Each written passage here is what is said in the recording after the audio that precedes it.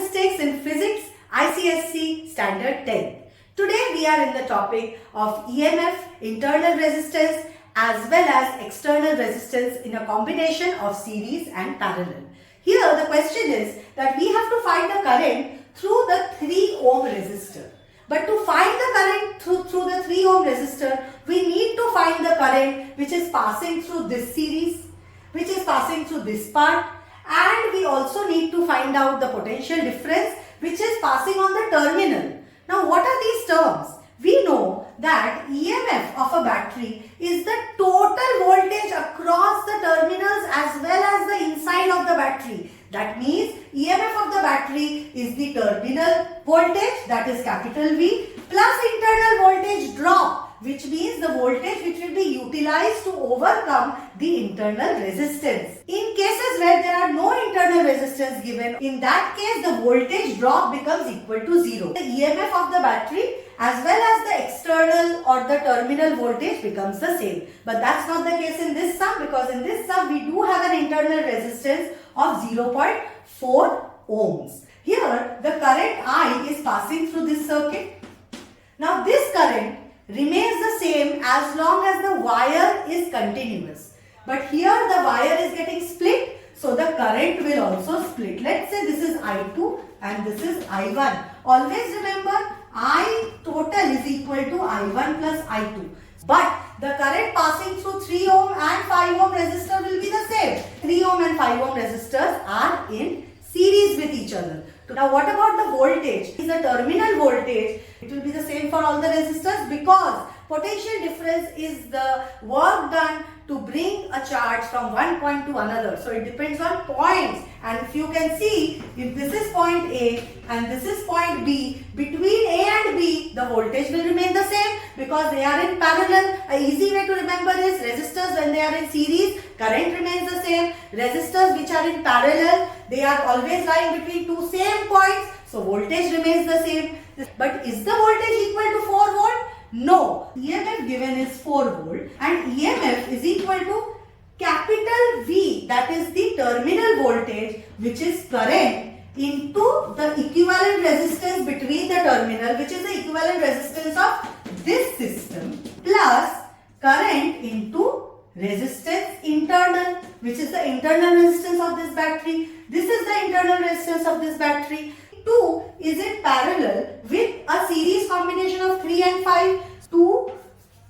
3 plus 5, that is 8 ohm, and that is between small r, which is 0.5 ohm, and 4 volt battery. 2 are in parallel to each other, so what will be the resistance in this case? Resistance in parallel will be R1 into R2 upon R1 plus R2. 10 upon 8 plus 2, that is 10, that is 1.6 ohm. 1.6 ohm is the equivalent resistance of this cell.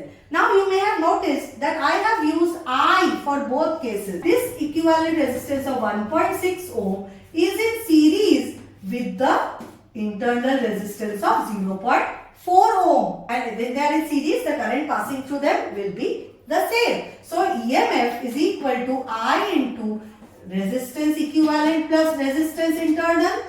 Isn't it? I am taking I common. EMF is given as 4 volt, that is equal to current which we don't know yet. What is the equivalent resistance? Equivalent resistance of the external circuit is 1.6 ohm and internal resistance is 0.4 ohm. So I will be 4 upon 2, that is equal to 2 ampere. So the current passing through this circuit is 2 ampere. 2 ampere will get split between this 2 ohm and this 8 ohm combination. What is the internal voltage? Because we need to find the voltage that is going to the terminals of the battery. Internal voltage is current into internal resistance.